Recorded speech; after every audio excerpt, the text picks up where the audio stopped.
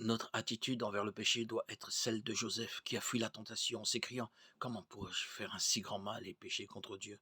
Genèse 39:9. Nous sommes convaincus lorsque nous prenons conscience de la mesure dans laquelle notre péché déshonore Dieu. Lorsque David a été convaincu par le Saint-Esprit, il s'est écrié: «C'est contre toi seul que j'ai péché et j'ai fait ce qui est mal à tes yeux». Psaume 51:4. David a vu son péché avant tout comme un affront à un Dieu saint. Nous sommes convaincus lorsque nous prenons pleinement conscience de la colère que cela expose à nos âmes. Romains 1:18, Romains 2:5. Lorsque le geôlier philippien tomba aux pieds des apôtres et s'écria: «Seigneur, que faut-il que je fasse pour être sauvé?» Il était sous le coup de la conviction, Actes 16:30. Il était certain que sans un sauveur, il mourrait. Lorsque le Saint-Esprit convainc les gens de leur péché, il représente le juste jugement de Dieu, Hébreux 4:12.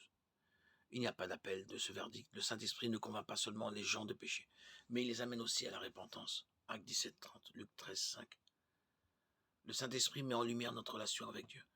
La puissance de conviction du Saint-Esprit ouvre nos yeux sur notre péché, ouvre nos cœurs pour recevoir sa grâce.